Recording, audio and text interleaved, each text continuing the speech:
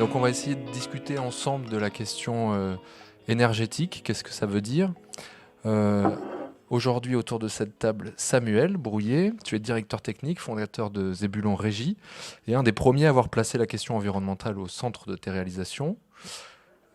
Pascal Lenormand, toi tu es ingénieur, designer énergétique, et peut-être on peut commencer cette table ronde par définir ce que ça veut dire être designer énergétique aujourd'hui. L'avantage, c'est que déjà avant, ça ne voulait rien dire, parce que c'est un mot que j'ai inventé. Alors, ingénieur, designer énergétique, ça veut déjà dire qu'à la base, je suis ingénieur, mais on peut quand même être designer énergétique en étant autre chose. Aujourd'hui, il y a des architectes, designers énergétiques, il y a des accompagnateurs plutôt sur les modes accompagnement du changement qui sont designers énergétiques. Alors, qu'est-ce que c'est designer énergétique? C'est un mot que j'ai dû forger pour dire que on peut travailler sur les questions énergétiques d'une manière plus large qu'en se cantonnant à certains sujets très particuliers, comme par exemple le bâtiment. À l'origine, j'étais plutôt dans l'énergétique du bâtiment. Et dans le bâtiment, on dit que les gens sont des thermiciens ou des énergéticiens. Et par ailleurs, avant, j'avais un passif sur la thermique humaine parce que je travaillais pour faire des vêtements chez Salomon. Alors on pourra voir à la pause comment d'ingénieur on en vient à faire des vêtements pour Salomon, c'est une autre histoire. Mais il n'y avait pas de mots pour décrire le fait que, par exemple, si on travaille sur l'habillement des gens dans les bâtiments et qu'ils sont plus habillés, on réduit les consommations de chauffage et donc on agit sur l'énergétique du bâtiment. Il n'y a pas de mots pour dire toutes ces caisses à outils sont disponibles et permettent de travailler. Et donc un jour, ce mot designer énergétique est arrivé en se disant, en fait, ça consiste à regarder l'ensemble des phénomènes énergétiques et à les travailler, à les sculpter, à les utiliser pour atteindre ce qu'on veut atteindre. Moins d'un quart d'heure, t'as vu? C'était pas mal. Bravo, magnifique. En fait, on va essayer de centrer un peu cette question, de cadrer la problématique autour des lieux de diffusion de spectacles, puisque c'est un peu ça qui nous rassemble aujourd'hui, et comment on fait techniquement, d'un point de vue pratico-pratique, quels sont les angles morts, quels sont les impensés de l'énergétique dans les bâtiments. Il y en a certainement beaucoup. Samuel, par exemple, toi, comment tu abordes cette question quand tu prends en responsabilité un chantier, par exemple? Nous, on ne travaille pas beaucoup dans des bâtiments, puisque en tant qu'entreprise de direction technique, on est plutôt prestataire auprès d'organisateurs qui travaillent dans des lieux plutôt éphémères, inexistants, espace public, plein air, un peu bâtimentaire aussi, mais dans lequel on n'est pas en gestion, contrairement à certains collègues directeurs ou directrices techniques qui font partie en fait de l'équipe qui utilise et pilote le bâtiment au quotidien. Donc peux-tu reformuler ta question, s'il te plaît? Je te la relance. Mais peut-être que ça sera peut-être plus habile si je pose la question à Pascal d'abord de savoir qu'est-ce qu'on regarde, comment on fait, et en gros quels sont les ordres de grandeur dans nos bâtiments, parce que c'est toujours ça le fond du sujet, c'est par quoi on commence. Donc c'était un peu ça le sens de ma question. Mais c'est vrai que comme tu fais beaucoup d'extérieur, l'énergétique englobe plein de sujets. Non, mais on peut partir sur Albertville. On peut donner l'exemple, effectivement. Alors, on pourrait se poser la question de comment on s'est retrouvés à travailler ensemble, en fait. Parce que donc on intervient pas mal en milieu de musique, spectacle vivant de manière générale, et maintenant les festivals et événementiels. Pourquoi? Parce qu'à un moment, on s'est posé la question en Nouvelle-Aquitaine, avec les gens du RIM, donc le réseau des indépendants de la musique, de la transition énergétique des lieux de musique actuels. Le problème le plus classique étant le suivant. J'ai une SMAC, j'ai une salle de spectacle, ça coûte trop cher à faire fonctionner. Vraiment, je vous le mets vraiment formulé de manière brutale. Ça coûte trop cher à faire fonctionner, ça coûte cher. On a trop froid l'hiver et on a trop chaud l'été. En général, ça parle, ça. Comment on fait? L'avantage, quand on se pose ce genre de questions... Et en plus, là-dessus, on a un truc qui s'appelle le décret tertiaire. Je ne sais pas s'il y en a certains qu'on a entendu parler. Voilà. On y reviendra un peu après. Ah oui. Les gens font « Ah oui ». Il y a un truc qui arrive de quelque part et les gens vous disent alors maintenant il faut diminuer les consommations parce que décret tertiaire.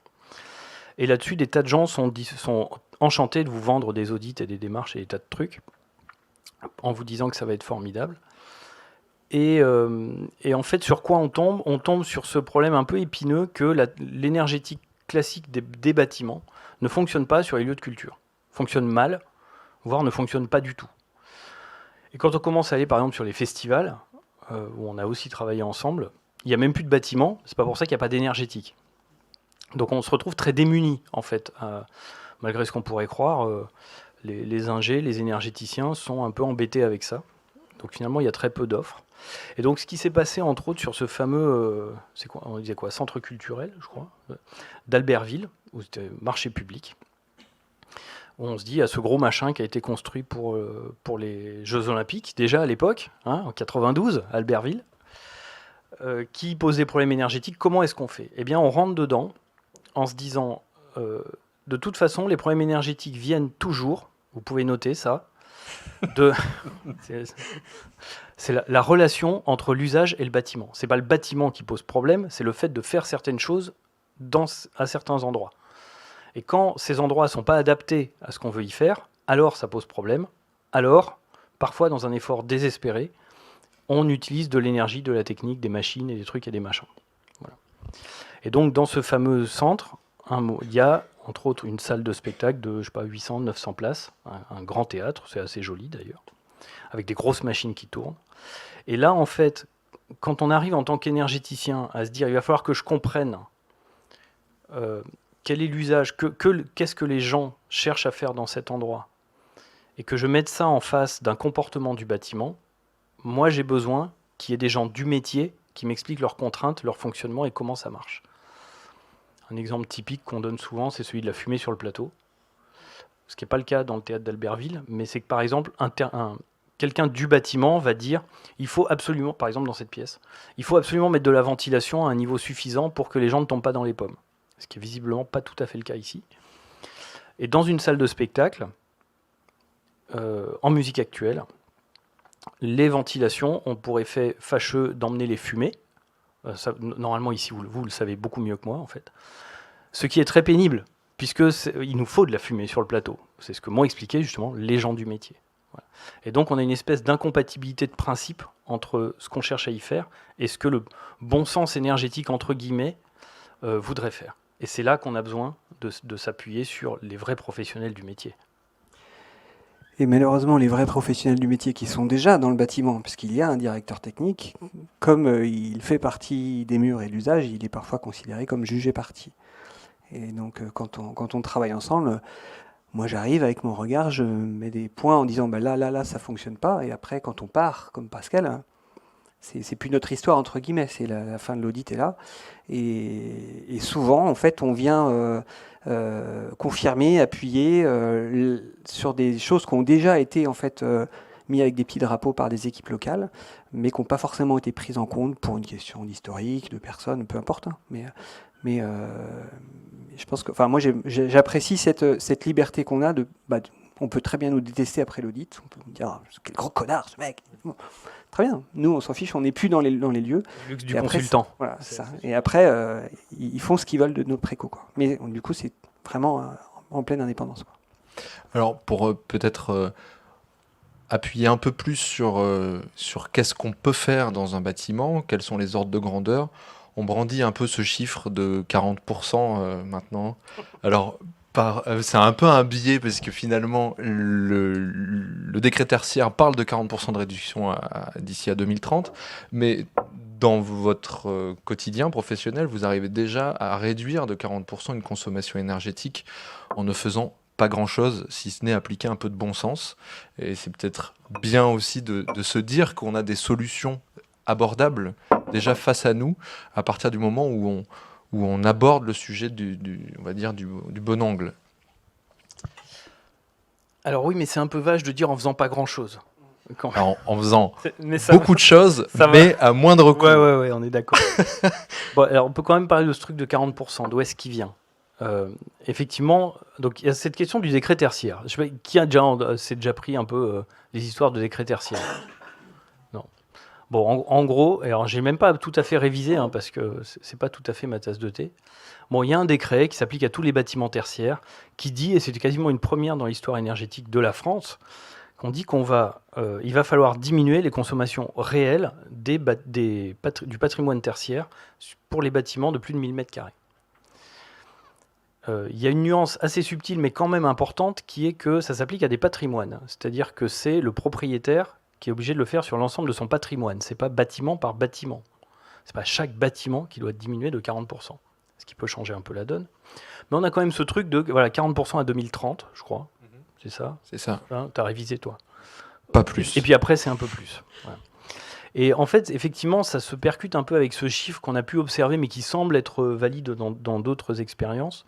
C'est que il faut quand même partir du principe que l'immense majorité des bâtiments qu'on voit sont en piteux état. C'est-à-dire, soit les bâtiments sont pas bons, soit ils sont pas surveillés, soit il n'y a pas l'organisation, il n'y a pas les moyens pour avoir pris correctement la mesure du sujet et avoir pris la main dessus. Ce qui est pas...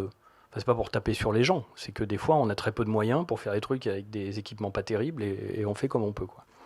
Ce qui fait que quand même, quand on arrive quelque part et qu'on lève les gros gisements, et typiquement sur les bâtiments tertiaires, ça aussi vous pouvez vous le noter, un bâtiment tertiaire, quand il n'y a personne dedans, il peut être arrêté.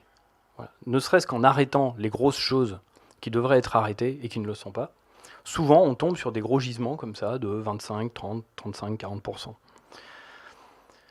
Et donc c'est un peu facile de dire, et c'est un peu commercial, de dire que c'est facile, en 2 heures, on vous a réglé le problème du décret tertiaire jusqu'à 2030, et vous n'avez pas fait de travaux. Le piège, ce serait de dire qu'on a fini le boulot. C'est juste de dire, en fait, le gaspillage est très sous-estimé par rapport à la réalité du terrain. Il y a un énorme gaspillage au sens énergie qui ne sert à rien, qui ne rend pas de service.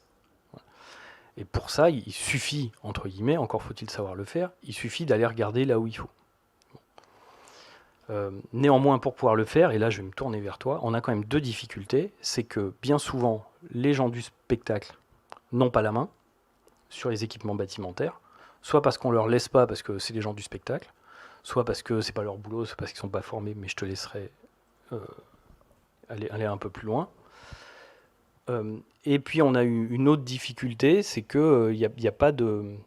C'est pareil, il n'y a souvent pas de métier pour ça. Il n'y a pas de responsabilité de ce truc-là. Et c'est là quand même où on a souvent à voir ensemble. Alors, moi je réagis sur cette notion de bon sens, c'est un terme que je déteste particulièrement. Je me lève le matin, mon bon sens me dit que la Terre est plate. Il n'y a pas de sujet. J'ai jamais vu que la Terre était ronde, à part sur une photo. C'est bien la connaissance qui éclaire le bon sens, qu'on pourrait plutôt appeler le bon sens éclairé. C'est-à-dire que le bon sens de Pascal n'a rien à voir avec votre bon sens à vous. Le bon sens de la communauté de communes d'Albertville, elle dit c'est une salle de spectacle, il y a plein de projecteurs au-dessus de la tête de la scène. Qu'est-ce que ça doit consommer ? Et en fait, en réalité, quand on arrive... ce qui était génial quand on bosse avec Pascal, c'est que, mais dis donc, 24 heures sur 24, il y a 30 000 watts de consommation là. Ah. Et quand il y a un spectacle, sur la courbe, ça fait ça. Donc en fait, déjà, le spectacle n'est pas un sujet. Dans cette salle en tout cas, le spectacle n'est pas un sujet, vraiment pas. Et par contre, le bâtiment lui-même est un énorme sujet. Ça, c'est plus global, tu as raison, c'est jamais un sujet. Finalement, c'est très contre-intuitif de penser, c'est pour ça d'ailleurs qu'on tape toujours sur le responsable technique en lui disant fais mieux sur ton spectacle. Quand on fait le pas de côté et qu'on pivote, on s'aperçoit qu'il y a évidemment plein d'autres choses qui sont beaucoup plus impactantes. Mais c'est exactement ça, c'est comme se focaliser, il faut le faire sur le tri des déchets et l'électricité dans un festival, alors que le sujet c'est celui des transports, on le sait bien. Donc c'est toujours intéressant de déconstruire un petit peu, tirer le fil en fait de la déconstruction mentale de qu'est-ce qui consomme vraiment dans un bâtiment comme celui-ci. Et puis après, on s'aperçoit à chaque fois qu'on a bossé ensemble que, et je sais que c'est le côté que tu apprécies chez nous aussi, c'est qu'on vient questionner systématiquement la responsabilité et qui en fait est donneur d'ordre. Donc quand on bosse sur Albertville, on s'aperçoit qu'on a un directeur technique qui est très compétent, qui alerte, comme je vous le disais, sur certaines choses depuis des années et qui n'est pas entendu pour X raisons. Et qu'en fait, on a un sous-traitant de la collectivité qui vient régler des trucs dans cette salle-là. Il a la clé, il ne donne aucune information, il ne rend compte à personne et surtout pas au directeur technique qui est là. Et la première chose qu'on questionne, c'est mais pourquoi la personne qui est là, qui est compétente en fait sur la question de la gestion du bâtiment et peut-être de la manière dont il tourne, pourquoi elle n'a pas la main là-dessus. Donc on vient questionner en fait un bâtiment avec un bail amphithéotique, commune, communauté de communes, avec 3 exploitants. Donc alors pour ceux qui connaissent un peu, 3 exploitants, on est dans un groupement de RP, il n'y a pas de russe, il n'y a pas de responsable unique de sécurité. Donc deuxième chose, et en fait assez rapidement, le sujet de l'énergie nous emmène sur des questions de moyens humains, de RH, de pilotage. Et souvent en effet, tu l'as un petit peu dit, de quelle confiance on met dans ces troubadours qu'on appelle directeurs techniques, là, enfin les gens qui accompagnent les troubadours. Et ces gens du spectacle, est-ce qu'ils ont vraiment les compétences derrière pour piloter un bâtiment ? Et nous, pour finir, sur les bâtiments sur lesquels on a pu, les salles de spectacle sur lesquelles on a pu travailler, on voit assez régulièrement que une piscine, on mène un agent municipal qui gère la piscine, on lui fait confiance. Il y a un service technique derrière, en backup, mais on lui fait confiance.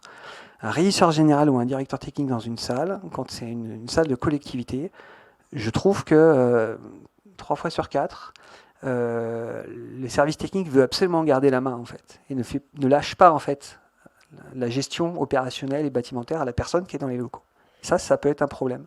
Idem sur les grands bâtiments qui décorrèlent aussi avec un responsable technique bâtiment et un responsable technique ou un directeur technique spectacle.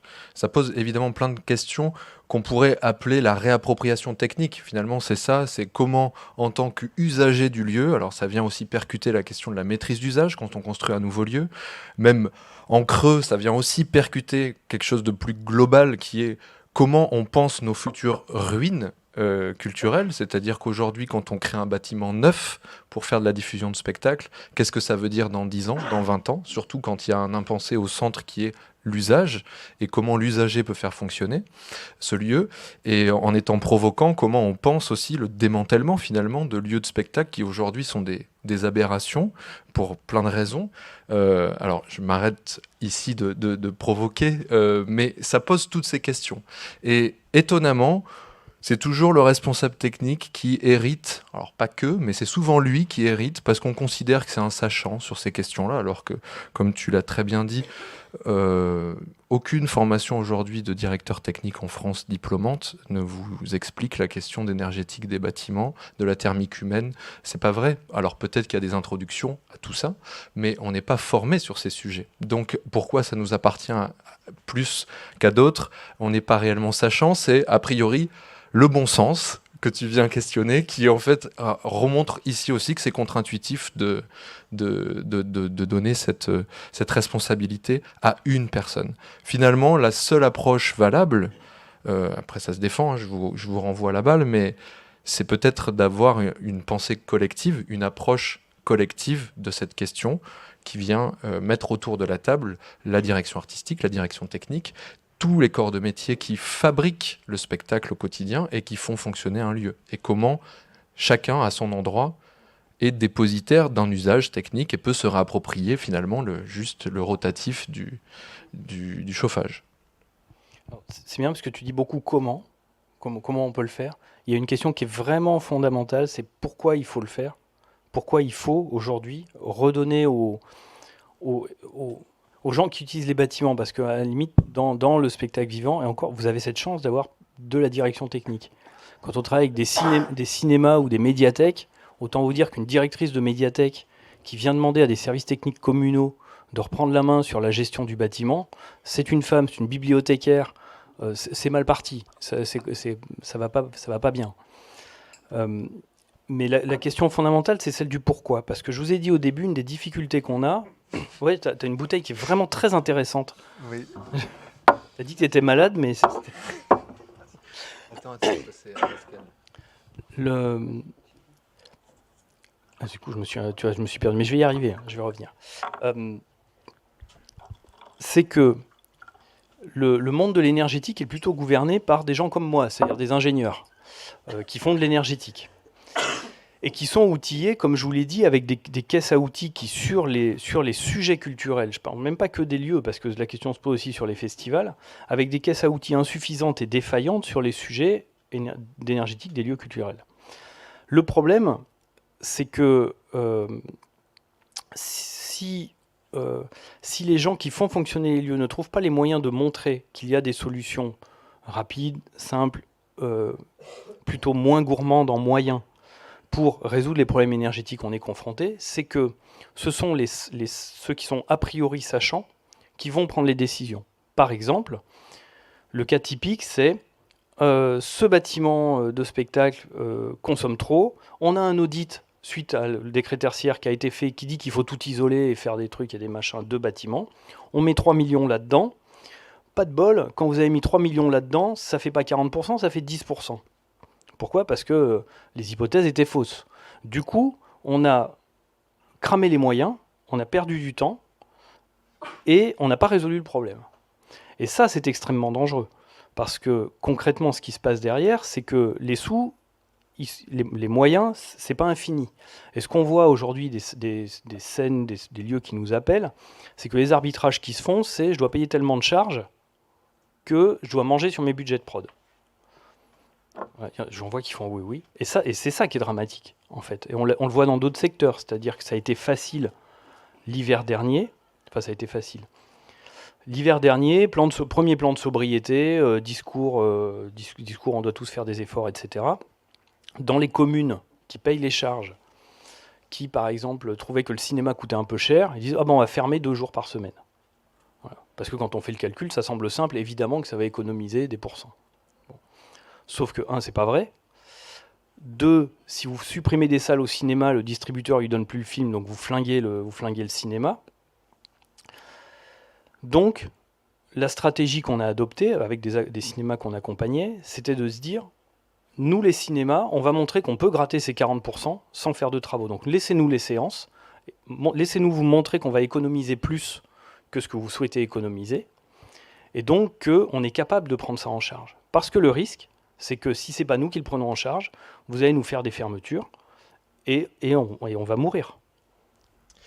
Et il y a une corrélation possible à faire, peut-être que tu l'as vécu Samuel, au moment de la question de l'accessibilité des bâtiments publics, notamment des lieux de diffusion de spectacles.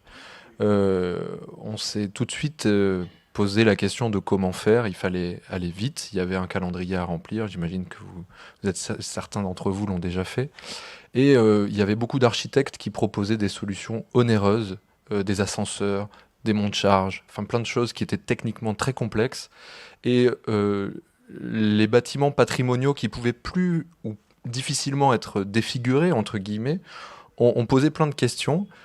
Et très vite, on s'est aperçu que finalement, celui qui était censé mettre en œuvre tout ça pouvait apporter une réponse simple qui était la mesure compensatoire, qui était de dire, en fait, peut-être que pour 3 marches, on peut fonctionner différemment, peut-être qu'on peut accompagner une personne en situation de handicap ou à mobilité réduite et trouver des solutions qui sont tout autres. Voilà, sur un autre spectre. Peut-être que c'est un peu ce que vous faites finalement, c'est-à-dire de dire à l'usager, de remettre la maîtrise d'usage au centre du questionnement et de se dire peut-être que toi tu as déjà une réponse et avec les éléments qu'on connaît déjà sur les ordres de grandeur de la consommation d'un bâtiment, on peut mettre en œuvre quelque chose de... Alors tout à l'heure j'ai employé le mot simple, mais c'est pas simple, c'est vrai. Et économique, c'est pas toujours très économique non plus, mais en tout cas qui tend à ça, qui tend à être un outil pratique. Voilà, qui n'a pas besoin de consommer beaucoup d'argent ou d'énergie pour exister. Souvent, ça questionne ça amène la question de la confiance, en fait. La confiance, notamment dans les humains qui sont en pilotage. Alors, c'est toujours compliqué pour une collectivité de miser sur une équipe où il y a des gens qui peuvent partir, évidemment, ou parfois pour des accidents de vie disparaître du paysage. Je pense que dans l'approche du management, il faut questionner aussi la transmission. Comment un directeur technique, pour parler de ce métier-là, qui reste un pivot dans la gestion d'un bâtiment, comment il va être en capacité de mettre des outils en place pour que si demain il n'est plus là, on ne perde pas en fait un historique. Parce que le sous-traitant qui vient avec son pass régler le chauffage à Albertville, en fait, plus personne ne sait qui il est, à part le marché public qui sait qu'il y a quelqu'un qui passe une fois par an. Mais finalement, on a une perte en fait d'informations et on ne sait plus qui fait quoi, qui intervient comment et à quel endroit et pourquoi surtout. Il vient régler des trucs, personne n'était capable, même le responsable énergie des 25 communes, je crois, qui pilotait un peu l'audit, qui était notre référent là-dessus. Il ne savait pas pourquoi il intervenait. Donc voilà, comment est-ce qu'on institue des gens? Alors je vais rebondir sur cette histoire d'accessibilité parce que c'est hyper intéressant ce qui s'est passé. On a une loi en 2005 qui est pendue, personne ne bouge. En 2014, on commence à dire en fait, dans un an, là, il faut que tous les ERP soient accessibles. Et en fait, c'est la catastrophe parce que 75% des bâtiments non accessibles sont des bâtiments gérés par des collectivités. Donc l'État s'est auto-imposé une règle qu'il n'arrive pas à mettre en œuvre. Et donc, redécret 2015-2017 donc, pour les bâtiments existants ou les bâtiments à venir. Et qu'est-ce qu'on a fait? On a dit, alors les bâtiments existants, vous rentrez dans un agenda d'accessibilité sur 3, 6 ou 9 ans et vous décidez combien de temps il faut pour vous mettre en conformité. Et je trouve ça hyper intéressant. Pour une fois, on dit, c'est vous qui connaissez le bâtiment, c'est votre usage. Planifiez vous-même les moyens à mettre en œuvre pour arriver à cet objectif-là. Faisons pareil. Faisons pareil pour les questions de maîtrise d'énergie, pour que ce soit en effet les gens qui soient en pilotage, en fait, qui soient à décider la mise en œuvre et la mise en ordre de marche.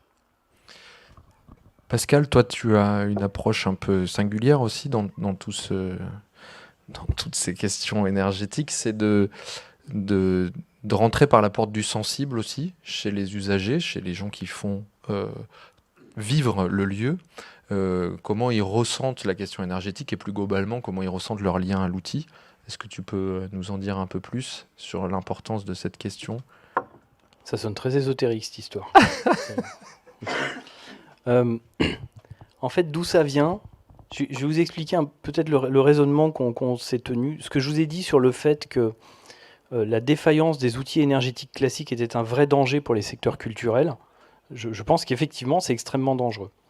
Et autant vous le présenter comme ça, c'est-à-dire le cerveau d'un énergéticien, des gens qui pensent l'énergie, c'est-à-dire qui font les lois, qui font les décrets, les machins, c'est qu'on fait 3 choses avec de l'énergie, qui sont de la chaleur, du déplacement et des choses électriques, et que autant vous pouvez calculer la performance énergétique d'une voiture, par exemple. Vous pouvez faire pour tant de litres d'essence, tant de kilomètres. Bon. Vous pouvez, à la limite, calculer la performance énergétique d'un machin comme ça. Vous mettez tant d'électricité, ça vous donne tant de lumière. Vous êtes incapable de dire quel est l'intérêt de faire du bruit et de la lumière dans une salle. Ça ne produit que du bruit et de la lumière, ce machin. Ça n'a pas d'intérêt. Ça ne produit pas quelque chose que je peux mesurer avec mes outils d'énergéticien. La culture n'est pas un objet qu'on peut aborder. L'expérience qu'on vit dans un concert n'est pas quelque chose qui est accessible aux outils de l'énergéticien. Ça va, j'en vois qui froncent les sourcils et tout.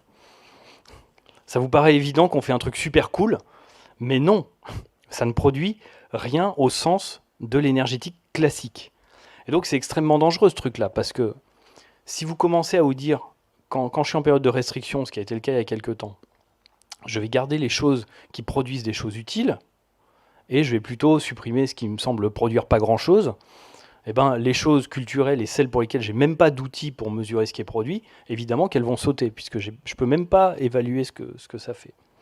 Et en fait, c'est venu de là, de se dire, comment est-ce que je peux caractériser, moi avec mon cerveau d'énergéticien, l'intérêt et le service qui est effectivement rendu dans des lieux de spectacle. Et pour ça, il y a un moment où il faut revenir sur qu'est-ce qui est provoqué chez les gens. C'est-à-dire qu'on fait le même déplacement que quand on se dit le problème du chauffage, c'est pas le problème de chauffer des pièces, c'est le problème que les gens se sentent bien. Vous voyez la différence. C'est-à-dire le problème classique que les thermiciens ou que les énergéticiens ont résolu depuis 50 ans, c'est de dire cette pièce doit être à 22 degrés. C'est pas un problème humain, ça. C'est un problème de calcul. Okay. Si je commence à me dire, moi ce qui compte, c'est que les gens se sentent bien dans cette pièce, alors je dois revenir à ce que les gens sentent, à comment ils perçoivent les sensations, à ce qu'ils me racontent, etc., etc. Eh bien, je dois faire la même chose sur les autres services énergétiques, sur la lumière, sur le son, etc., etc. Parce qu'à ce moment-là, je sais caractériser la raison pour laquelle je consomme de l'énergie pour faire de la musique, pour faire des beaux éclairages. Pour un énergéticien, un éclairage moche ou un éclairage joli, c'est un éclairage. C'est un machin qui consomme. D'accord ? C'est pareil. Le salon ici n'a pas beaucoup de sens.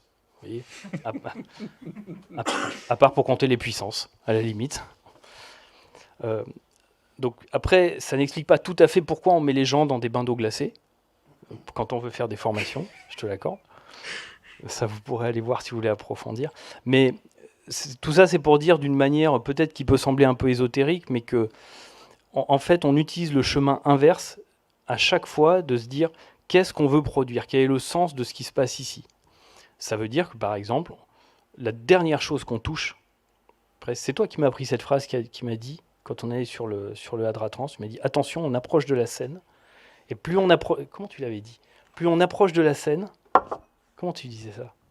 Plus c'est dangereux, plus c'est chatouilleux, plus c'est sensible. Plus c'est sensible, voilà.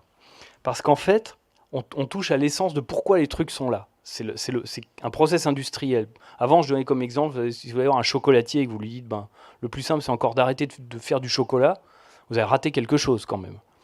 Et bien là, c'est un peu pareil. C'est-à-dire que on a quand même une hiérarchie des choses négociables et non négociables, parce que les choses qui font le plus de sens, les choses qui touchent le plus les gens, sont localisées à certains endroits, et que c'est là qu'il y a de la valeur, et que si on doit aller chasser des gisements, par exemple, on peut aller les chasser là où c'est moins sensible, par exemple. Peut-être que tu peux parler de l'exemple d'Aurillac, si tu t'en rappelles, l'audit virtuel que tu avais fait par rapport en gros aux halls, les halls qui sont chauffés avec des gros volumes d'air chaud pour un usage qui finalement n'existe pas. C'est-à-dire que les gens ne font que traverser le hall. Le seul habitant du hall, c'est la personne qui est à l'accueil ou à la billetterie.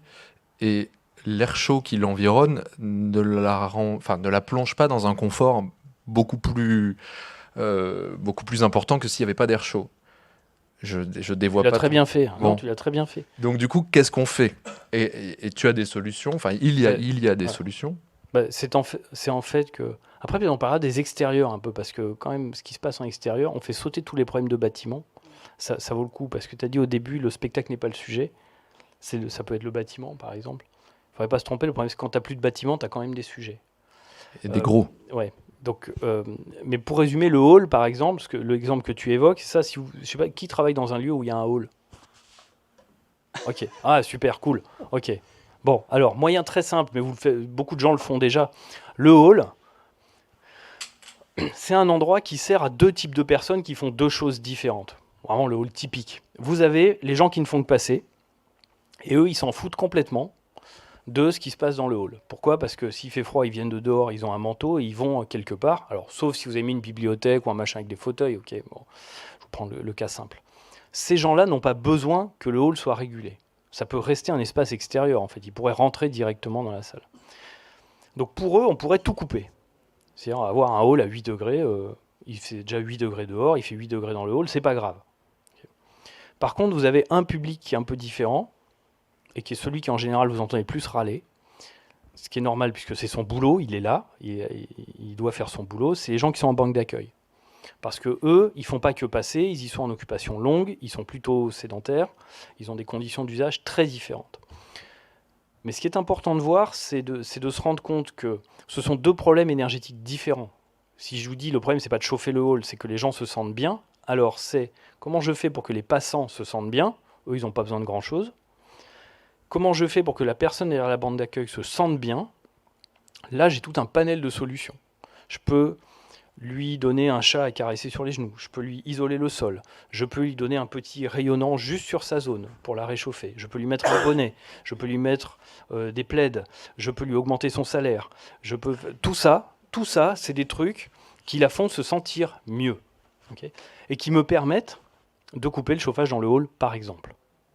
C'est un peu caricatural et un peu traité à la hussarde, cet exemple, mais vous voyez le type de modification de raisonnement, c'est-à-dire que je vais regarder le service que je dois apporter à tel ou tel endroit. Et concrètement, il y a plein d'endroits où vous pouvez... Souvent, la bascule, c'est de se dire, ok, le hall, en période d'hiver, je ne vais pas le considérer comme l'intérieur du bâtiment, mais comme un extérieur abrité. Et donc, un extérieur abrité, tu ne cherches pas trop à le chauffer quand même. Alors, sauf quand tu t'appelles Laurent Wauquiez et que tu veux... c'est autre chose. Pas de nom. Non, pas de nom. Mais quand même, c'est retransmis en plus, il faut faire gaffe. Sauf quand tu essayes de chauffer désespérément un hall pour faire tes vœux de Nouvel An pendant plusieurs années avec des grosses turbines. Mais normalement, quand tu dis c'est un extérieur, tu cherches pas à le chauffer. Voilà. Et ça, ça fait sauter le verrou. Ce qui n'empêche pas d'aller fournir du confort exactement à l'endroit où il y en a besoin. Donc les personnes qui, elles, sont à leur poste de travail. Il nous reste 10 minutes avant de vous donner la parole pour vous poser des questions. Peut-être que c'est le moment de parler des extérieurs, justement. Et Samuel, toi, tu as certainement plein de choses à dire là-dessus. Parce qu'en effet, hormis les gens qui vont chauffer des CTS dehors ou chauffer des extérieurs, on en voit, hein. C'est vraiment un truc d'occidental voilà, qui n'aime pas avoir froid. Le fait de faire un événement en extérieur, toi tu travailles beaucoup en extérieur, c'est mon cas aussi, génère énormément de consommation électrique à d'autres endroits, pas forcément pour le chauffage, pas forcément pour le refroidissement, bien que, pourquoi pas en chapiteau ça peut être le cas, mais à d'autres endroits, notamment pour la question scénique. Et aujourd'hui c'est pareil, c'est quand même un sujet magique, où il y a encore plein de pensées magiques, notamment ça consomme beaucoup d'énergie. Quels sont les postes les plus consommateurs? On pourra parler des calculateurs aujourd'hui qui existent, notamment gratuits, qui permettent aujourd'hui d'avoir une vision beaucoup plus fine de ce que l'on fait et de comment on le fait. Mais souvent, c'est 10-20% de l'impact grand maximum. Donc comment on resitue cet ordre de grandeur dans le projet global et comment on analyse l'énergie que l'on consomme sur un festival? Tout à fait. Parlons un petit peu du Hadra, si ça te va. Avec le Hadra Festival, donc, qui est un festival de trance électro qui joue 24-24 pendant 5 jours 4 jours. Excusez-moi, 4 jours. Qu'est-ce qu'on y a découvert en gros? Alors nous on est arrivé avec l'équipe Incube et Zebulon Régie, avec des appareils de mesure, des énergéticiens super performants. Alors, c'est un régal pour nous, directeurs techniques. J'étais avec un collègue de donner. C'est formidable. de donner un sujet. Voilà. Regarde ce groupe électrogène, c'est quoi son rendement optimal? Alors, je me souviens des calculs dans le gîte pour essayer de trouver vraiment le rendement optimal d'un groupe, c'est thermique, hein. C'est intéressant. Qu'est-ce qu'on voit? Grosso modo, il y a tout l'aspect scénique qui est un sujet en lui-même. Comme j'ai dit, c'est un sujet très sensible parce que ça porte propos artistique, évidemment, et les gens sont là pour ça. En même temps, les gens ils demandent un grand écart qu'on connaît nous en direction technique, c'est-à-dire qu'on doit leur assurer des besoins primaires tels que manger, pouvoir dormir, aller aux toilettes, et en même temps des besoins qui sont plus que secondaires, mais complètement artistiques, de voir un show, un spectacle et vibrer grâce à ça. Le domaine de la partie scénique, on est sur des grandeurs qui sont totalement démesurées, mais partout. On voit bien que dans la déconstruction qu'on se retrouve avec un électro qui estime quelque chose sur lequel, en général, au tout départ, il n'a pas encore les informations pour savoir combien ça va consommer, donc il est dans une estimation globale. Il va mettre une première marge, qui va ensuite transmettre à un directeur technique, qui va mettre lui-même une marge, et un fournisseur qui va lui-même encore mettre une marge. Quand on demande un groupe de 90 kVA, le prestataire local va nous dire « moi j'ai que du 120, donc je te donne du 120 ». Et en fait, la demande initiale était déjà à 60 ou 70.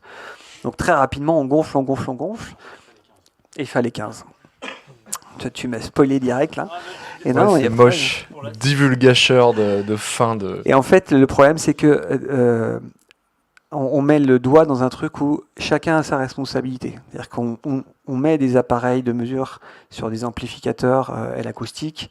On s'aperçoit qu'il y a un problème chez le fabricant qui annonce des mesures qui sont bonnes, mais pour un volume sonore donné, où on peut manquer un peu avec des paliers qui sont quand même assez larges, trop larges. Donc du coup, on a du mal, nous, enfin en tout cas l'électricien a du mal à cibler exactement la consommation de l'ampli. Donc déjà, il prend une marge là-dessus.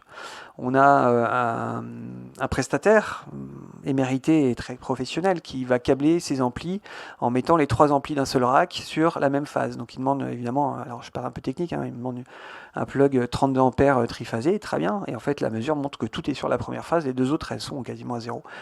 Donc on a une mauvaise répartition des phases en fait à l'intérieur du rack. Donc forcément, on multiplie ça par sur un système son qui avec 4 ou 5 racks d'ampli. Tout de suite, évidemment, ça ne fonctionne pas. On a un prestataire, on l'a dit, qui va au dernier moment pas avoir de groupe électrogène qui suivent la demande ou qui va vouloir assurer le coup, qui met trop, etc., etc. Et on se retrouve avec un directeur technique qui sait de quoi il parle, un responsable des scènes, on va dire, plus que directeur technique, mais un responsable technique des scènes qui sait exactement de quoi il parle, mais qui n'a pas vu qu'il y a de l'erreur partout qui s'est accumulée. Et quand tu lui as amené les mesures, quand on lui a dit qu'il y avait 45 000 watts en tout sur le kit son, lumière, vidéo, il ne croyait pas. Il n'y croyait pas. Il avait 2 fois 150 kVA en twin. Pourquoi twin? Pourquoi twin? Ah oui, mais il ne faut pas que ça coupe. Oui, mais. Donc en fait, voilà, tout est à re-questionner. Pour finir là-dessus, je pense qu'il y a vraiment quelque chose qui est essentiel dans les 10 prochaines années, c'est comment on forme les techniciens de spectacle. À tout point de vue. C'est-à-dire qu'un chef électro, en France, c'est quoi exactement? Combien d'événements de type festival ont un vrai chef électro? Je ne suis pas électricien. Sur la théorie de l'électricité, parfois je colle des chefs électro parce que, à part, et ils le font bien, hein, à part avoir un dimensionnement un peu approximatif et tirer du câble, et ils le font très bien. Mais vraiment aller chercher dans le détail de ce que c'est que l'électricité et où est-ce qu'on peut réduire, là, on perd les gens. Donc comment on forme les gens à la théorie de l'électricité de manière poussée pour qu'ils comprennent qu'il faut arrêter d'avoir peur, d'avoir trop de puissance, enfin de pas assez de puissance en l'occurrence, et d'en mettre trop. Ça c'est la première chose. Et puis il y a un énorme travail sur les sondiers. Je suis désolé, moi je fais du son pendant 15 ans, on est nul en élec, mais nul. Je suis désolé, on ne sait pas de quoi on parle. Hein, donc il y a marqué 4000 watts sur l'ampli et la 12X de l'acoustique. On dit il prend 4000 watts. Il ne prend pas 4000 watts. C'est pas vrai. C'est pas vrai. Il faut le mesurer, il faut le voir, il faut voir comment ça réagit. Donc il faut faire des tests, tout ça. Les lighteux sont un peu plus au courant quand même de l'élec parce que forcément un projecteur à 1000 watts c'est 1000 watts. Quoi qu'avec la LED ça complexifie un peu les choses. Mais il y a vraiment des sujets de formation qui sont très importants dans les prochaines années et qu'il faut s'en saisir maintenant. Là. Et est-ce qu'on pourrait même pas appeler cette histoire de coefficient spectacle comme pour la sécurité, une espèce de coefficient spectacle de l'énergie où chacun fait son x2, qui fait qu'à la fin on se retrouve avec des choses étranges. Mais tu as raison, je te redonne la parole juste après. 2 choses essentielles, la formation, en effet, il en existe peu aujourd'hui, Samuel en fait.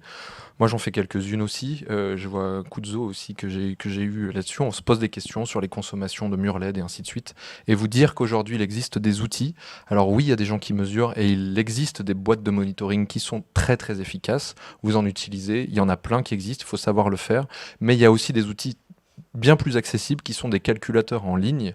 On en co-développe un gratuit qui s'appelle Showwatt également, donc je fais pas de prosélytisme, c'est gratuit, c'est open source. On rentre aujourd'hui beaucoup de bases de données de matériel, et je rebondis sur ce que tu dis Samuel, aujourd'hui on fait des additions. C'est quand même assez triste de prendre une fiche technique et de dire 1000 watts plus 1000 watts plus 1000 watts égale 4000 watts. Ça ne fonctionne pas comme ça l'électricité, et tu as raison. Donc après, c'est la durée d'utilisation qu'on va mettre en place, c'est un planning d'utilisation, montage, démontage, show, et ainsi de suite. Et on va rentrer dans une analyse granulaire vraiment fine. Et là, généralement, on déconstruit l'attente, mais c'est violent. On peut se diviser parfois par 10 le kilowatt crête demandé. Et vous l'avez vécu, ça se vit sur aujourd'hui tous les festivals. Pour 2 raisons, on ne veut pas prendre de risques parce qu'on a une obligation de résultat, il faut que ça joue et que ça joue bien, il ne faut pas que ça tombe. Sauf que derrière, on fait tourner à bas régime des groupes qui sont surdimensionnés, on abîme le matériel, on produit une mauvaise électricité, et pas au bon moment ni au bon endroit. Donc ça c'est notre métier quand même aujourd'hui de le penser. Donc rassurez-vous, il y a des outils, on pourra en parler après, et je te redonne la parole Samuel. Non, je t'en prie. Je voulais juste conclure, parce que sur cette expérience du Hadra, ça revient à ce qu'on disait pour Albertville. Au final, le questionnement final, c'est de se dire, c'est qui l'équipe d'électriciens sur ce festival? Et ils sont pas assez, et ils travaillent 20 heures sur 24. Et en fait, on revient, la boucle est bouclée, c'est-à-dire on ne peut pas demander, et ça va vraiment être un sujet aussi pour les prods, hein, on ne peut pas demander de faire mieux en termes de consommation d'énergie, etc., si derrière, les équipes techniques ne sont pas suffisamment dimensionnées pour avoir le temps de bien faire le boulot. Sinon, on va se retrouver avec une nouvelle pile sur la charge mentale et la charge de travail sur des gens qui sont déjà largement à 200% de leur métier. Je vais moduler un tout petit peu ce que tu dis, même si je suis d'accord, bien sûr. Non. Il y a deux et demi grosses conclusions qu'on leur a même pas données encore sur le Hadratrans. Il y a quand même que, vous avez vu, on parlait énergie, et en fait, énergie là-dessus, ça part très vite en électricité. Énergie égale électricité égale groupe électrogène. Un des gros points qu'on a vu, c'est qu'en particulier, il y a une grosse cause d'installation de systèmes électriques, c'est la cuisine, la bouffe. Cuisiner à l'électricité, c'est pas la seule solution. Il y a des tas de gens qui cuisinent au gaz, et le gaz, c'est également de l'énergie. Et en fait, on s'est rendu compte que le gaz était un non-sujet. C'est-à-dire qu'on considérait que l'orga s'occupait de l'électricité et de fournir dans le forfait la fourniture électrique pour les stands de bouffe. Ceux qui passaient au gaz, ils se débrouillaient.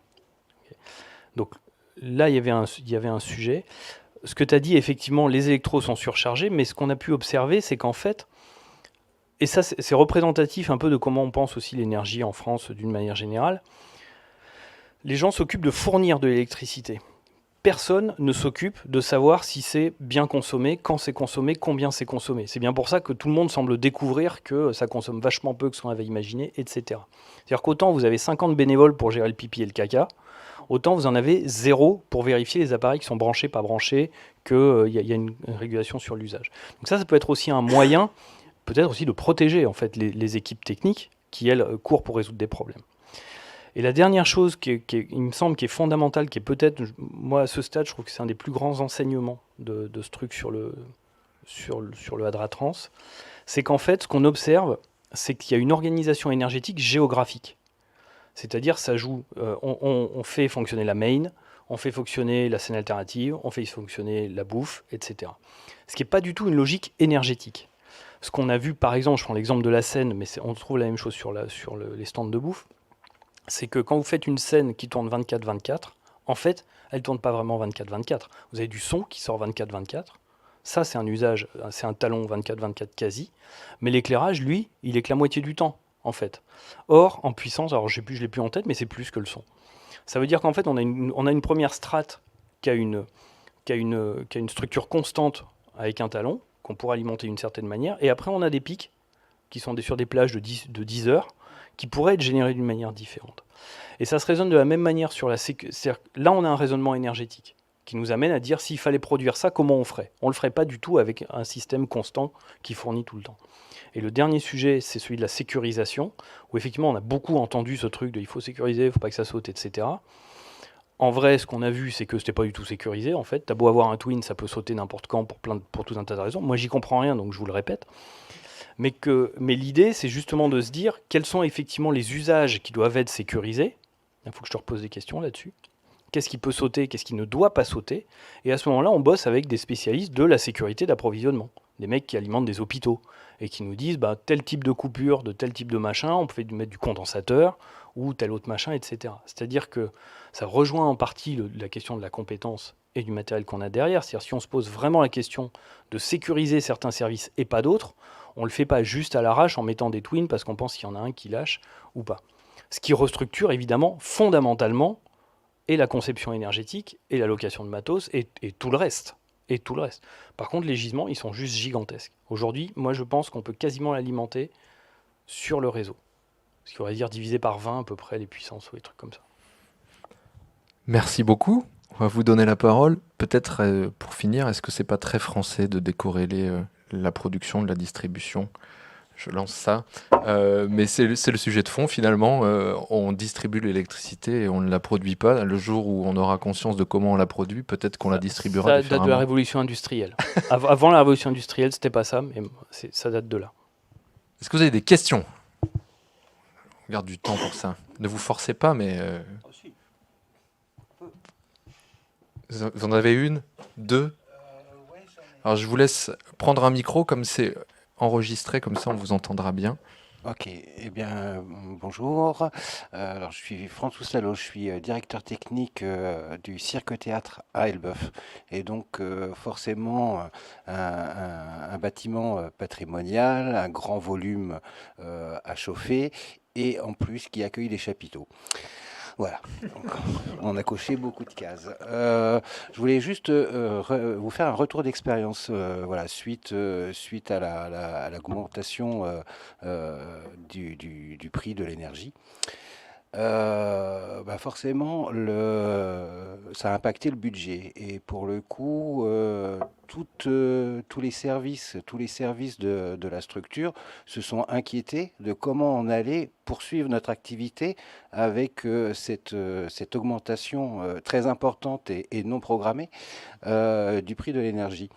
Et bah, on s'est tout de suite intéressé à notre système de chauffage tout simplement, et comment l'utiliser. Donc ça rejoint en effet, je dirais, le rapprochement entre l'équipement et l'usage qu'on en fait. Et eh bien, on a économisé 40% de l'énergie. Voilà.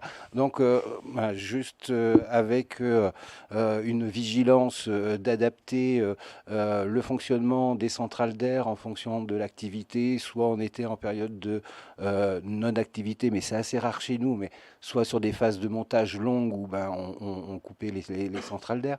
On s'est aussi posé la question de l'asservissement des volets d'entrée d'air par rapport à une sonde CO2. Voilà, on est sur un bâtiment réhabilité récemment, mais avec des menuiseries bois pour des questions de respect euh, Patrimonial. patrimonial. Donc forcément, voilà, avec des taux de performance d'isolation très faibles. Donc on a de l'entrée d'air, je dirais, naturelle. Et voilà, et toutes ces actions nous ont mené à cette économie-là. Voilà, qui a pu compenser, je dirais, l'augmentation du kilowattheure.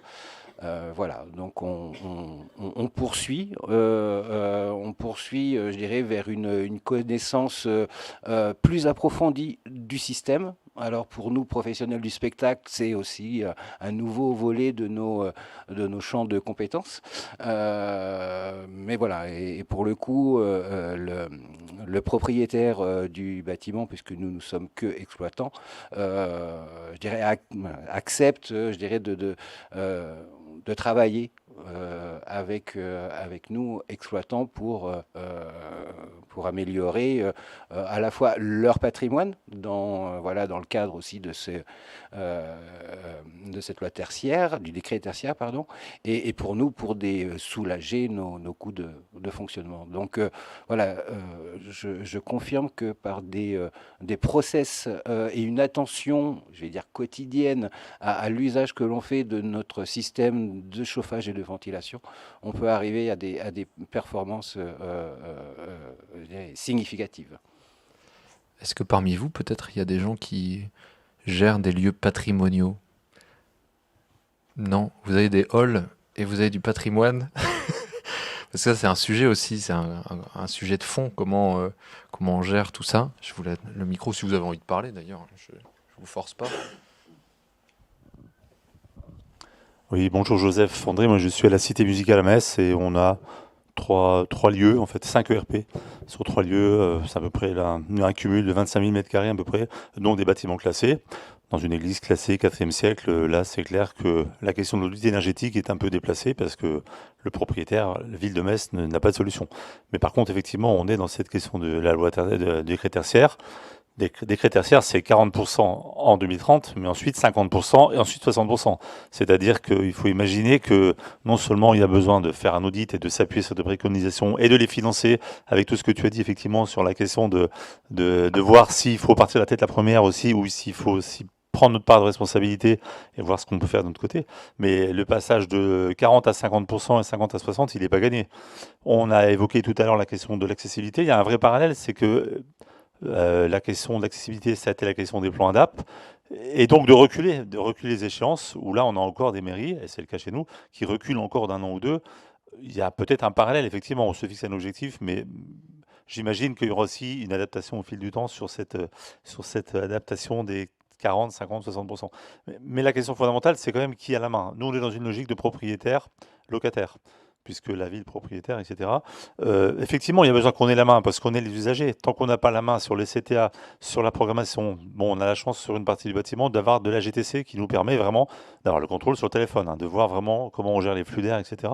Tant qu'on n'a pas la main sur tout, on arrive encore à des choses qui sont compliquées, quoi. Ça, c'est sur la gestion du bâtiment. Et après, l'autre question sur le bâtiment, on le sait, c'est le besoin de statistiques. D'où la question des petits outils, de ce qu'on peut avoir comme outils, sans partir sur des grands bilans, etc., dont on sait qu'ils sont très très chers et que usines à gaz, etc.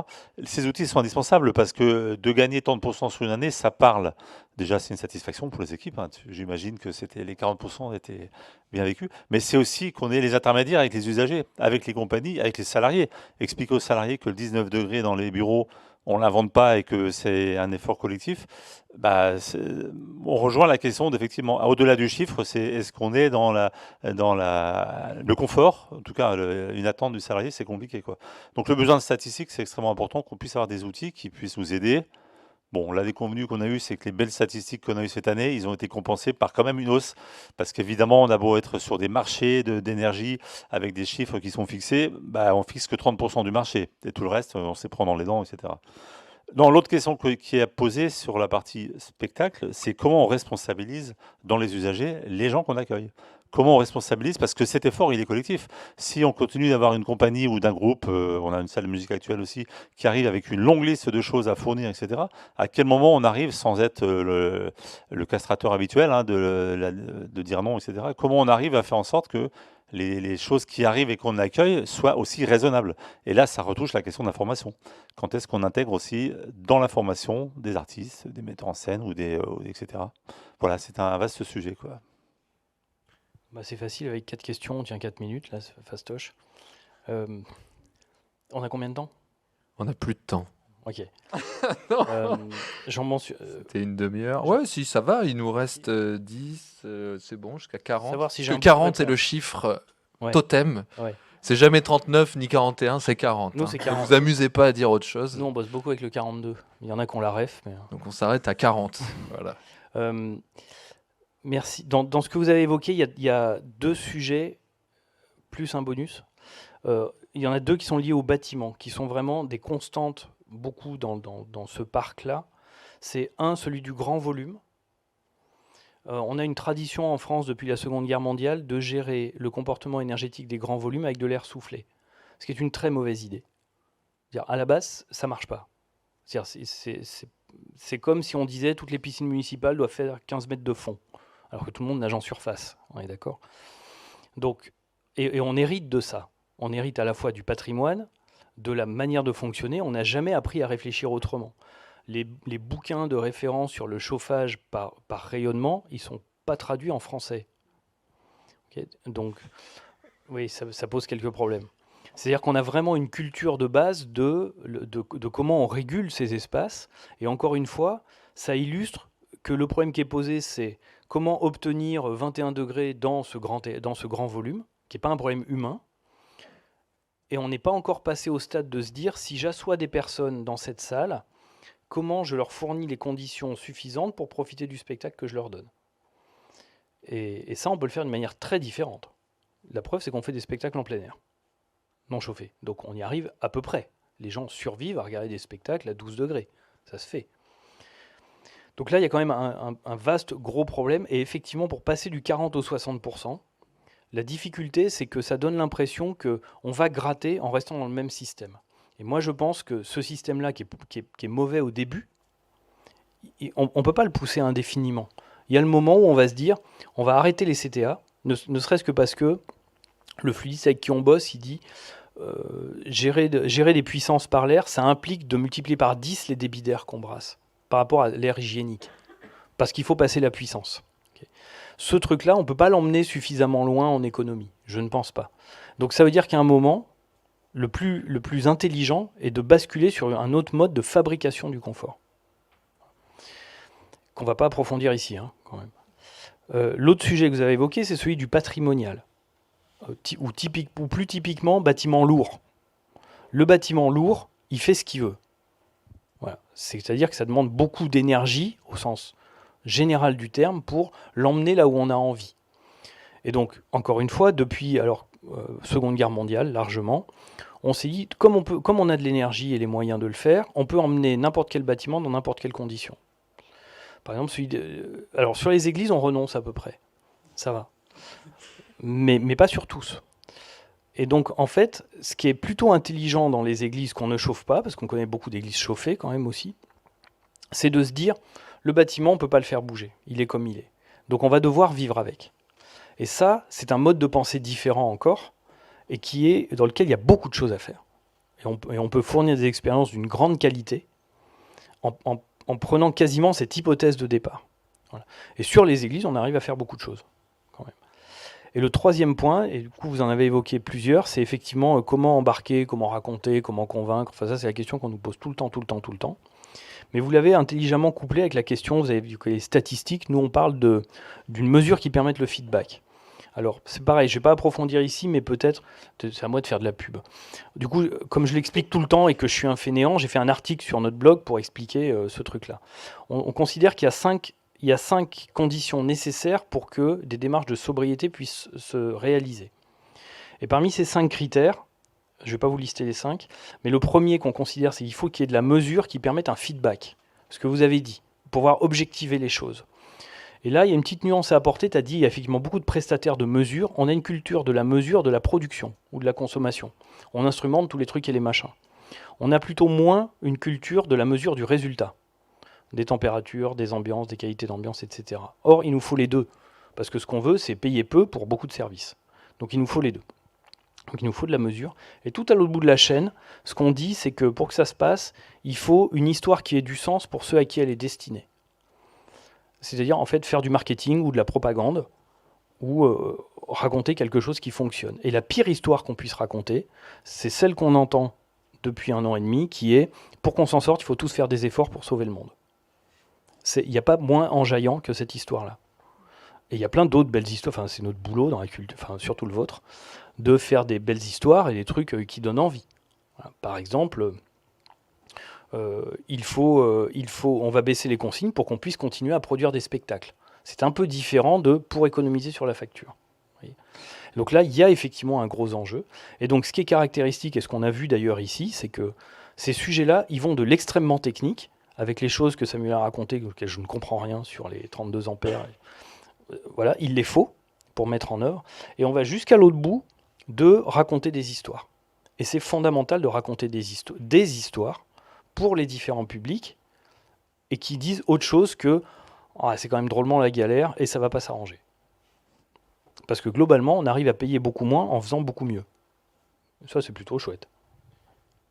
Et on peut vivre des très belles expériences à effet spectaculaire constant avec beaucoup moins. Voilà, c'est ça qu'il faut rappeler aussi quand on accueille des équipes artistiques qui nous parlent de contraintes, par exemple dans le monde de la musique classique, liées à l'hygrométrie, liées à plein de choses. Voilà, bon, il y a plein de lieux communs comme ça qu'on peut déconstruire. Mais pour ça, il faut passer du temps et puis il faut argumenter sérieusement aussi. Alors, après, c'est pas pour remettre les choses dans un contexte un peu moins rigolo, mais on est quand même dans les accords de Paris, donc on doit tenir des choses collectivement, sans être le père fouettard, peut-être rappeler qu'on a la chance de faire des choses ensemble, dans un lieu de diffusion de spectacle, pour un public, on met de la qualité d'accueil et ainsi de suite, mais on peut raconter cette histoire différemment, comme le dit très bien Pascal, et on peut vivre cette expérience aussi de façon beaucoup plus pertinente en termes de respect des accords et ainsi de suite. Après, il y a des gros mots que moi j'aime beaucoup prononcer aujourd'hui, c'est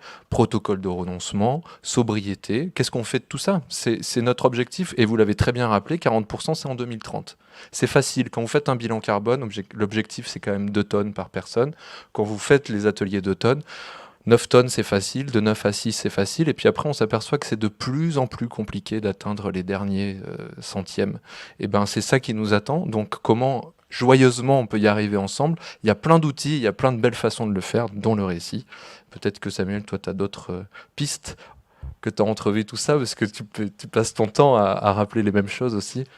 Non, je voulais rebondir un petit peu sur l'accueil, parce que c'est le dernier sujet en fait que vous avez évoqué. On essaye de mettre des choses en œuvre en interne sur nos kits, etc. Et puis on se retrouve avec une fiche technique qui nous demande démesurée. Qu'est-ce qu'on a comme levier pour ça? Je pense qu'en fait, il faut... Alors, ça re-questionne hein, cette confiance mutuelle entre la personne qui programme, donc souvent la direction et la direction technique. Quelle implication la direction technique a dans le choix, ou en tout cas la validation d'une fiche technique avant qu'on signe un contrat de cession, etc., etc. Demain, je pense que dans les contrats de cession, il faudra pouvoir avoir une indication autant de la liste des projecteurs, du matériel son et des nombres de services qu'il faut mettre en œuvre, tout comme le bilan énergétique. On va dépenser 45 000 watts pendant 1 heure de show. Et ça nous donnera des indications parce que dans la programmation, on va avoir une enveloppe probablement de kilowattheures à dépenser à l'année au maximum. Parce que c'est ça, hein, si on le prend de manière très ingénierie, c'est ça. J'ai 200 000 kWh sur l'année, très bien. J'achète un spectacle qui va me coûter 20. Voilà. Et je prends ce risque-là à 20 parce que je compense avec un autre qui est à 2. Voilà.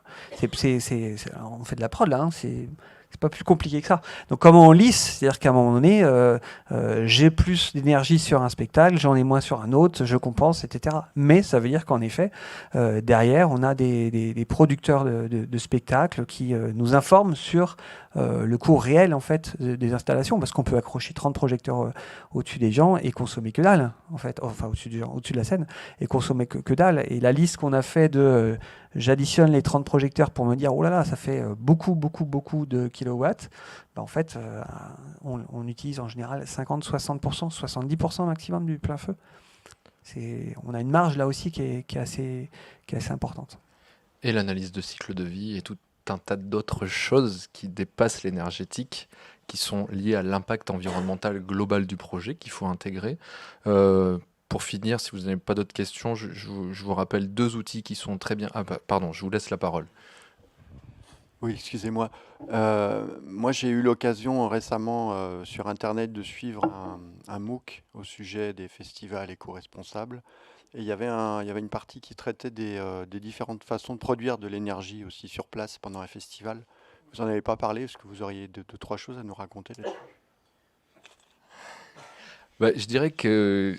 Vas-y, je dirais que c'est quand même un autre sujet. Aujourd'hui, la question est plutôt de comment on réduit notre consommation avant de substituer la capacité de production électrique avec quelque chose de plus durable, entre guillemets. Et je trouve d'ailleurs que... Enfin, je donne un avis très personnel, mais pour moi, c'est un faux débat aujourd'hui de dire c'est de la batterie, c'est du solaire. C'est très bien qu'il y en ait. Pour autant, ça ne veut pas dire qu'on va faire mieux en termes d'économie d'énergie. Voilà, il faut bien se le rappeler. Et je dis ça ici au JTSE où il y a beaucoup de fabricants qui prônent la durabilité de leurs produits et ainsi de suite. Ne parlons pas de la laine non plus. Mais tout ça, c'est intéressant à partir du moment où on décide d'être sobre et de réduire. Voilà. Je peux dire en 20 secondes. J'ai même pas tout à fait la conclusion sur le Hadra Festival, mais globalement, ce qu'on voit, c'est que on peut faire de la pure substitution. Techniquement, aujourd'hui, moi, il y a une piste que j'ai voulu creuser et a priori, on a les validations techniques que c'est jouable, on bascule tout sur du biogaz. Du biogaz, pas du biodiesel, pas du biomachin, on bascule sur du biogaz. Alors évidemment, quand je dis c'est techniquement OK, c'est-à-dire tu prends des machines biogaz, tu les mets à la place des autres, ça marche. Encore faut-il qu'elles existent, qu'elles soient machin, etc. Bon. Mais ça, en fait, c'est quasiment une mesure d'urgence. Moi, je trouve que l'enjeu, justement, aujourd'hui, par exemple, sur le Hadra, c'est que, pour moi, encore une fois, en pur énergéticien, je pense qu'on peut diviser par 10 ou 20 les puissances installées. C'est-à-dire la fourniture. C'est-à-dire aujourd'hui, ils ont à peu près 1 mégawatt, je crois. Je confirme. Quelque chose comme ça. On peut diviser par 10 ou 20.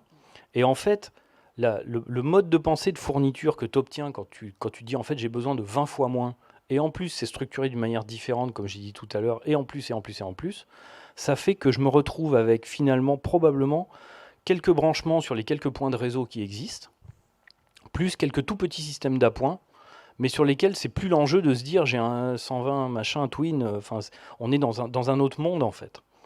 Et je pense que l'enjeu il est vraiment là en fait, c'est quelle rupture on peut faire pour basculer dans un autre monde de techno. Donc c'est pour ça aussi tu dis peut-être c'est pas c'est pas l'enjeu majeur. Et en même temps, il n'est pas impossible qu'ils aient besoin de montrer quelque chose très rapidement. Par exemple, imaginons que je bascule sur du biogaz tout de suite, bah, je peux quand même annoncer que, au moins de manière calculatoire, je suis neutre en carbone. Et ça peut être très important de le dire et de le raconter rapidement pour avoir d'autres subventions, par exemple. Pour me laisser, ça peut être un motif, hein. Et pour me permettre de faire plus de R&D, parce que mine de rien, basculer sur l'autre mode qui me fait diviser par 15 ou 20, il est peut-être plus gourmand en réflexion, en changement. Après, ça va poser la question de l'analyse de cycle de vie, de comment ce biogaz est importé, ainsi de suite. Oui, mais de quel type de production de méthane c'est, et ainsi de suite. Bon, ça soulève plein de questions. Et on ouvre toujours une porte et ça en ouvre plein d'autres derrière. C'est une réponse intéressante. Ouais. Vous avez répondu à ma question. En tout cas, en solaire, aujourd'hui, on peut monter à 46 kW. Il y a des super centrales solaires qui le font très bien à partir du moment où les gens ont considéré que 46 kW était suffisant. Et honnêtement, allez calculer vos fiches techniques, vous allez voir, c'est bluffant. Kilowatt crête, c'est bluffant. Et c'est joyeux de réduire dans ce cas-là. Voilà, on ne s'impose pas quelque chose, on y va bon train. Jusqu'à quand on arrivera à réduire? Après se posera la question de quand ça va plus être drôle, mais pour l'instant c'est drôle.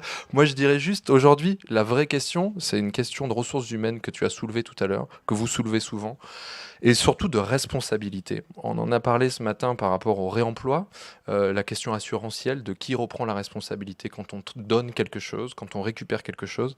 Là je dirais qui prend la responsabilité de dire ok, je suis responsable technique d'un événement, je divise par 10 la production d'électricité. Si ça ne marche pas et que ça coince, qui prend cette responsabilité? Pour moi, elle doit être collective. C'est pas le régisseur ou le responsable technique qui le prend tout seul, enfin qui prend cette décision tout seul dans son coin. Et là, ça c'est un vrai sujet de fond dont il faut débattre collectivement. C'est comment on arrive à s'embarquer collectivement vers ce 1,5 degré en étant intelligent et co-responsable. Voilà. Je suis désolé. C'est parfait. Enfin, genre, que rajouter à ça? Merci beaucoup. Est-ce que vous Merci. avez d'autres questions? Je crois qu'après, il y a une remise de prix, tout ça. Donc voilà, merci beaucoup en tout cas pour votre attention. C'était très agréable de vous avoir. Oui, 2 outils. Alors, pareil, je ne ferai pas de prosélytisme, mais c'est gratuit. On les a co-développés. D'ailleurs, je fais un clin d'œil à Maxime ici présent. Très bel outil développé par Arviva qui s'appelle Seeds, qui est un calculateur d'impact environnemental et pas que carbone, où vous allez pouvoir vous amuser à calculer plein de choses, notamment vos déchets et autres. SEEDS. Voilà, vous tapez Seeds Arviva. Évidemment pas sur Google. Les injonctions, c'est terrible. Et deuxième calculateur qui est tout frais, tout neuf, qu'on co-développe bénévolement depuis, voilà, qui est sorti, qu'on porte à bout de bras et qu'on s'amuse beaucoup à développer, qui s'appelle ShowWatt, tout attaché, SHOWAT, et qui est développé par le collectif SoWatt. Voilà, n'hésitez pas à nous rejoindre. Là, on est en train de merger des grosses bases de données de matériel. D'ailleurs, je remercie l'application Pixap qui recense beaucoup de vidéoprojecteurs et de murs LED, qui aujourd'hui nous permet de nous plugger gratuitement, parce que tout ça est open source, à leur base de données. Donc aujourd'hui, vous allez pouvoir calculer l'impact de 40 000 mètres carrés de murs LED sur un festival. Vous allez voir, ça touche. De toute façon, c'est trop. Donc voilà, 2 outils super. Évidemment, il y a plein de consultants qui font de l'accompagnement, il y a plein de choses payantes, des normes ISO et tout ça, mais déjà commencer par ça, et je pense que ça sera déjà un beau début. Merci à tous.